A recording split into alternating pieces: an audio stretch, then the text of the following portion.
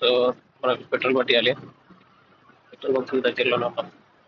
అసలు లేదు అక్కడ మీకు కనపడుతుందా ట్రిప్ ఎఫ్ అని పడి ఉంటుంది.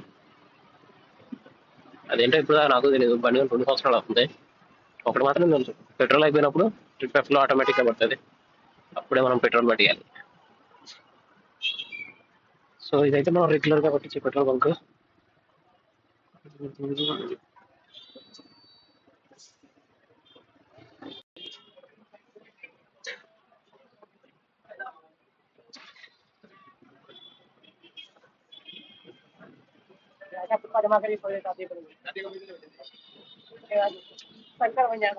లీటర్స్ కొట్టాలేమో.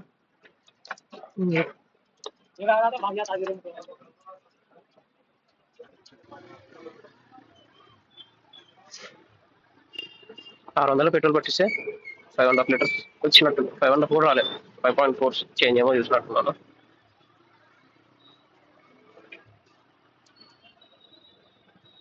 పెట్రోల్ నుంచి వచ్చే వాసన మాత్రం బండి ఉంటుంది అసలు. ఇట్లాగా ప్రొడక్షన్ వ్యాన్స్ అది ఉంటాయి అని అది ఇక్కడ పవర్ వ్యాన్ ఉంది సార్. ఎన్ని యూనిట్స్ అనమాట. ఇక్కడ కార్లో వెళ్ళే వాళ్ళు వీళ్ళంతా షూటింగ్కి వెళ్తారు. డెఫ్లో టెంపో.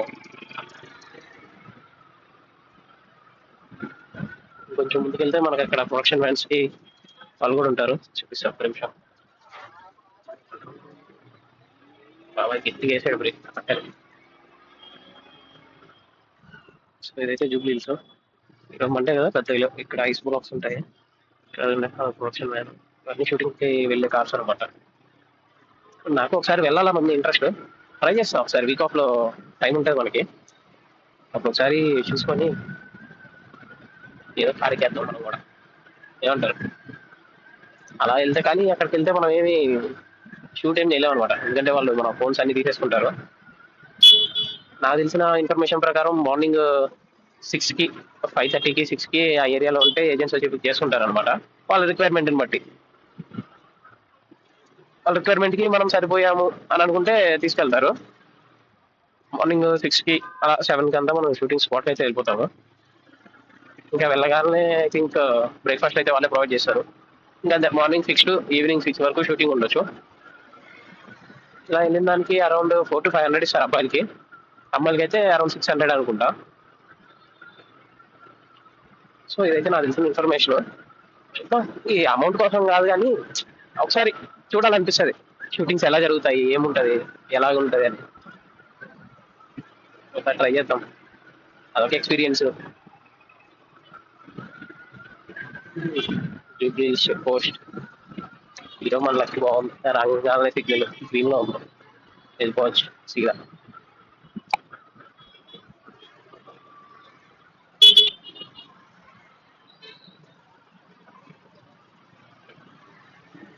బ్లాగ్ తీసి పోస్ట్ చేశాక నేను చాలా గమనించాను, క్వాలిటీ మాత్రం బాగుంది. 4Kలో రికార్డ్ అవుతుంది, క్వాలిటీ బాగా వస్తుంది. బట్ ఎక్కువ షేక్ అవుతుంది ఈ రోడ్లకి గతుకులకి వీటి వల్ల అనుకుంటా. మోస్ట్లీ షేక్ అవుతుంది. ఈ మౌంట్ అయితే బాగానే ఉంది, గట్టిగా ఉంది, పర్ఫెక్ట్ గానే ఉంది. హెల్మెట్ కూడా బాగా సూట్ అయింది, దాంతో ఏం పెద్ద ప్రాబ్లం లేదు. ఈ రోడ్స్ చిన్న చిన్న గుంటల వల్ల కూడా అంటే నేను ఎక్కువ హెడ్ షేక్ చేస్తూ ఉన్నాను, అది ఇంకోటి బాగా గమనించాను. ఆ విషయం మా ఫ్రెండ్ ఒకడు ఉంటే వాడు చెప్పాను అనమాట, అరే ఇట్లాగా బ్లాగ్ తీసేటప్పుడు ఎక్కువ షేక్ చేస్తున్నాను రా, తలకాయ అటు ఇటు తెగడిపేస్తున్నాను, ఒక ఇదిలో ఉంచట్లేదు రా అంటే, వాడేమంటున్నాడు, మరి బైక్ వెళ్ళేటప్పుడు అటు ఇటు చూడడం స్ట్రైట్ ఎట్లా చేస్తారా అంటున్నాడు. నిజమే, బట్ బ్లాగ్ తీసేటప్పుడు అయితే స్ట్రైట్ గానే ఉండాలి మాక్సిమం, లేకపోతే చూసే వాళ్ళు కొంచెం ఇరిటేట్ అనిపిస్తుంది. అండ్ ఇంకొక మెయిన్ ప్రాబ్లం నేను చూసింది మైక్ ఇష్యూ. నా వాయిస్ కూడా అంత సరిగ్గా లేదు, ప్రజెంట్ జలుబు చేసి కొంచెం ఏదోలా ఉంది. మైక్ కూడా కొంచెం నాయిసీగా పర్ఫెక్ట్ గా ఏం లేదనమాట. ఇది బ్లూటూత్ మైక్ అట్లానే ఉంటది. ఓకే చూద్దాం, లాంగ్ రన్ లో తీసుకుందాం ఒకటి మంచి మైక్ కూడా. ఈ రోజైతే మండే మార్నింగ్ పెద్ద ట్రాఫిక్ ఏం లేదు. ఈవినింగ్ బ్లాగ్ లో ఖచ్చితంగా చూపిస్తాను మీకు. మొన్న ఈవినింగ్ తీయలేదు, ఈరోజు ఈవినింగ్ పక్కా వీడియో చూపిస్తా. హైదరాబాద్ లో ఈ ట్రాఫిక్ ఇప్పుడు భలే సైలెంట్ ఉంటాయి రోడ్స్ అన్ని. ఈవినింగ్ అయితే కొంచెం డిస్టర్బ్ ఉంటాయి. బట్ మన లక్ ఏంటంటే మన ఆఫీస్ లో లాగౌట్ అయ్యి వచ్చే టైంకి కొంచెం పర్లేదు అనమాట, మరీ అంత ఎక్కువ ఉండదు కానీ కొంచెం ఉంటాయి ట్రాఫిక్. హాస్టల్స్ లో ఉండే వాళ్ళకి పక్కా తెలుస్తుంది అది హైదరాబాద్ లో. అరే వాడిని ఏం అడగలేదు మనం, ఏం కర్రీ రా అని అయితే అస్సలు అడగలేదు మధ్యాహ్నం పూట. నైట్ కూడా మోస్ట్లీ కామన్లీ ఉంటాయి, బట్ మధ్యాహ్నం మాత్రం వాడిని ఏం రా ఏం కర్రీ తెచ్చావు అని మాత్రం అడగండి. 99 కాదు 100% చెప్తున్నా, పక్క పప్పే ఉంటుంది, అంతకుమించి ఏమి ఉండదు. హాస్టల్స్ లో పప్పు, మండే పప్పు, ట్యూస్డే పప్పు, వెన్స్డే పప్పు, థర్స్డే పప్పు, ఫ్రైడే పప్పు, సాటర్డే పప్పు, నాకు వంద పప్పు. ఇది పప్పే ఉంటుంది కదా, ఏం ఉండదు. కాకపోతే వాటిలో రకాలు అనమాట, ఏ రకమైన అదే టేస్ట్, అదేంటో కూడా కొన్ని కొన్నిసార్లు అర్థం కాదనమాట నాకు. అది నాకు తెలియదా లేకపోతే వాళ్ళు చేసే అట్లుంటాయి అనేది నాకు డౌట్. అదేదో మొన్న గోంగూర పప్పు అంట, అదేందో ఆకు సాగతం రబ్బర్ తాగినట్టు. అందుకు నేనే ఒకసారి పడ్డా, హెల్మెట్ చాలా సేవ్ చేసిందాను రీసెంట్ టైమ్స్ లోనే. I think January January month లోనే అమీర్పేట్ మెయిన్ రోడ్ లో. అప్పుడు నైట్ షిఫ్ట్ చేస్తున్నా,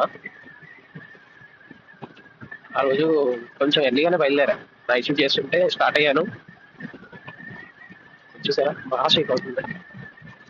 స్టార్ట్ అయ్యాను, రైన్ పడింది ఆ రోజు. ఏం లేదు, జస్ట్ ఇప్పుడు ఈ లైన్ లో వెళ్తున్నానా, ఇలా రైట్ కి అలా కట్ చేశాను అంతే. బండి ఫుల్ అట్లా జారిపోయింది. ఇలా ఉండే బండి ఇలా టిల్ట్ అయిపోయింది అనమాట లెఫ్ట్ కి, సారీ సారీ ఇట్లా రైట్ కి ఇట్లా టిల్ట్ అయింది. బండి పడ్డం రైట్ సైడ్ కి బాగా పడిపోయింది.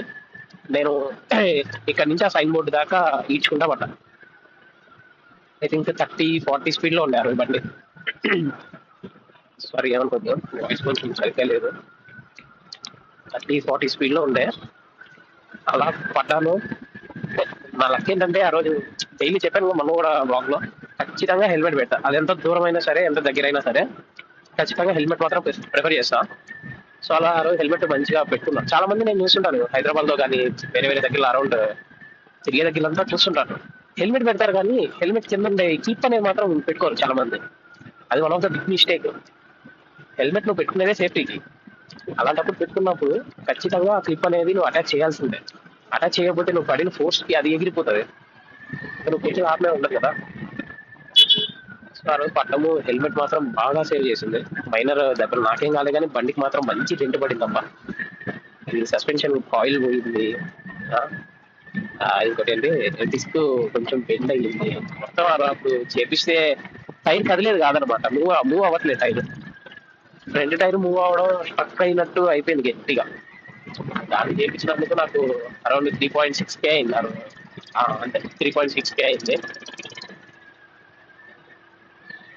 సర్వీస్ తీయాలి బండిని. Indicator, left indicator back side పగిలిపోయింది, ఎవడో కొట్టేసాడు. హాస్టల్ దగ్గర పెడతాము, వాళ్ళ బండి తీయడం రా సరిగ్గా తగిలిచ్చేస్తారు.